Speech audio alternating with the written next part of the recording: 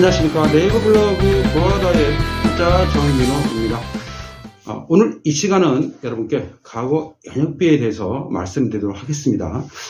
가구 양육비란 말 그대로 이미 지난 양육비를 말하는 거죠. 10년, 20년 이렇게 지난 양육비를 말합니다. 그때 협의가 되지 않아서 그냥 이연만 급하게 하다 보니까 아이들 양육비를 서로 협의 없이 끝난 상태에서 아이들이 어른이 될 때까지, 성장할 때까지 모르고 있다가 뒤늦게 가구 양육비를 청구하는 게 바로 가구 양육비입니다. 제가 작년에 가구 양육비 사건을 직접 진행을 하고 소송에도 보조 참고로 직접 참가를 했었습니다. 상대는 법무부인 변호사들이 나와서 저하고 치열하게 다퉜는데, 그쪽은 이미 당시에 양육비 협의가 마쳤다라고 주장을 했던 거고요. 저희는 그냥 그런 적이 없다, 이유만 급하게 했을 뿐 전혀 협의가 없었다라고 맞섰습니다. 그러니까 저쪽에서도 증거를 댔고 우리도 증거를 댔습니다. 치열하게 다퉜고, 그 과정에서 20년 전 사건이니까 지금 이제 체결해가지고 모든 그 재판 기록이 이렇게 남아 있어요. 그러면 이제 변론조서, 그러니까 재판 받을 때 그 내용을 적는 그 변론조서가 있는데, 그런 것조차도 없었습니다. 참 힘들었던 것으로 기억이 나는데, 그래도 끝까지 포기하지 않고 진행을 했고요. 상대 변호사들의 주장은 결국 협의를 했다는 것이었고, 우리는 협의가 안 했다라는 주장으로 맞서가지고 치열하게 다퉜습니다. 결국은 1억 5천만 원을 청구를 했는데, 조정 회복까지 가서 6천만 원에 이제 끝난 사건이에요. 자, 여기서 보시는 바와 같이 20년이 지난 양육비도, 받지 못한 양육비도 포기하지 않는다면은 청구가 할 수 있고 또 받을 수도 있습니다. 근데 중요한 것은 당시에, 그러니까 20년 전 10년 이상 되는 양육비에서 보면, 당시에 이혼할 때 양육비에 대해서 협의가 있었냐 없었냐가 이제 관건이 돼요. 그러면 있었다면 그 증거가 있겠죠. 만약 그 증거가 없다 그러면 설령 그 당시에 서로 합의를 해서 양육비를 받지 않겠다 이렇게 구두상으로 했다 할지라도 그거는 증거가 되지 못합니다. 자, 다시 말씀드립니다. 서로 이혼 당시에 양육비 협의가 있었다면 그 증거가 있어야 됩니다. 만약 없는 상태에서 주장을 한들 법원은 받아들이지 않습니다.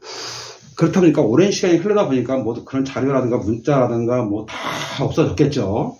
여러 가지 너무 오래됐으니까. 그러니까 치열하게 다퉜던 기억이 나는데, 자, 기억할 것은, 만약에 진짜 협의가 없었다면은 당연히 상대도 증거가 없겠죠. 근데 협의가 있는 상태에서 끝났어요. 협의 다 마무리됐습니다. 이혼도 했어요. 양육비는 어떻게 해서 이걸 주겠다 저걸 주겠다 해서 끝났습니다. 자, 그런데 20년이 지나서 다시 가구 양육비를 청구할 수 있느냐? 물론 가능합니다. 하지만 상대에서 가구 양육비 증거를 협의받다는 증거가 있다 그러면 결국은 패소하겠죠. 이 점만 명심하시고, 정말 과거에 이혼 당시에 협의가 없었다면 지금이라도 늦지 않았습니다. 청구하셔서 꼭 받으시기 바라겠습니다. 물론 그 과정은 좀 힘이 들어요. 굉장히 시간도 걸리고 또 청구할 게 다른 민사보다 더 많습니다. 다행스러운 것은 양육비는 국가적으로나 사회적으로나 인식이 굉장히 안 주게 되면 인식이 안 좋기 때문에 양육비는 강제성이 다른 민사에 비해서 많이 부활이 되고 강화가 됐습니다. 앞으로 더 강화될 것으로 저는 판단하고 있고요.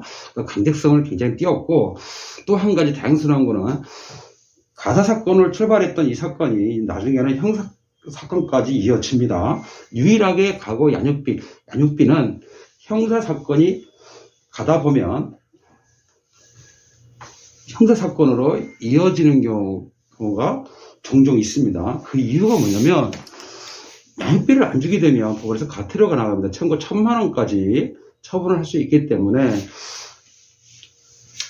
이게 이제 가사 사건에서 봤을 때 이제 벌금 같은 거예요. 왜 안 주느냐?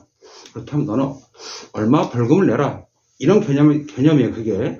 자, 그리고 만약 그래도 안 준다. 그러면 감치, 뭐 구치소라든가, 뭐 교도소 같은 데서 뭐 30일 내에서 가둬둡니다. 그냥 구속시키는 거죠. 법정 구속도 합니다. 그러다 보니까 형사사건가 이어지는 거죠.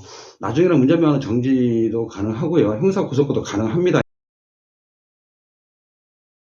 이제 그 단계가 다 있지만, 그러다 보니까 양육비는 유일하게 가사사건을 진행했다가 가다 보면 형사사건까지 연결되는 사건이에요. 그래서 법원에서 또 나라에서 양육비만큼은 엄하게 법을 집행하려는 의지가 굉장히 강합니다.